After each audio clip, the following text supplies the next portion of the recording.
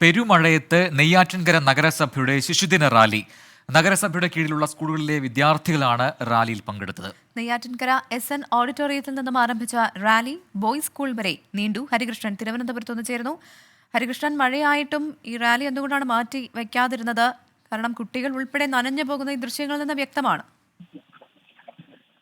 പ്രവിത 3 മണിക്കാണ് ഈ റാലി സംഘടിപ്പിച്ചത്. ഈ നെയ്യാറ്റിൻകര നഗരസഭയുടെ നേതൃത്വത്തിൽ ഈ നഗരസഭയുടെ കീഴിലുള്ള വിദ്യാർത്ഥികൾ, നഗരസഭയുടെ കീഴിലുള്ള സ്കൂളിൽ പഠിക്കുന്ന വിദ്യാർത്ഥികളാണ് ഈ ശിശുദിന റാലിയിൽ പങ്കെടുത്തത്.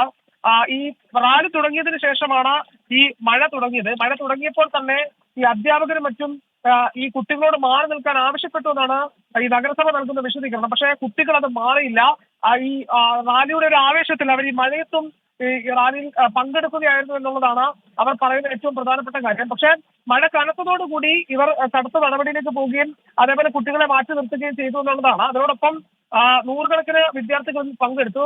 ഒരു അരമണിക്കൂറോളം ഈ റാലി ഉണ്ടായിരുന്നു എന്നുള്ളതാണ്. അതായത് ഈ ബസ് സ്റ്റാൻഡ് ജംഗ്ഷനിൽ നിന്ന് ഈ ടൗൺ ചുറ്റി കാട്ടാക്കട റോഡ് വഴി ആശുപത്രി ജംഗ്ഷൻ വരെ ഈ റാലി ഉണ്ടായിരുന്നു. നൂറുകണക്കിന് പ്ലോട്ടുകളും വിവിധ വേഷങ്ങളും ഒക്കെയാണ്. അപ്പൊ ശിശുദിനമായതുകൊണ്ട് തന്നെ കുട്ടികൾ വലിയ ആവേശത്തിലായിരുന്നു. പെരുമഴയൊന്നും അവർ വകവെക്കാതെ ആ റാലിയിൽ പങ്കെടുത്തു എന്നുള്ളതാണ് നമുക്ക് മനസ്സിലാക്കാൻ സാധിക്കുന്നത്. പക്ഷേ രാവിലെ തന്നെ ഈ റാലി നടത്തണമെന്ന് രക്ഷകർത്താക്കളൊക്കെ ആവശ്യപ്പെട്ടതാണ്. പക്ഷേ സംഘാടകർ സമ്മതിച്ചിരുന്നില്ല.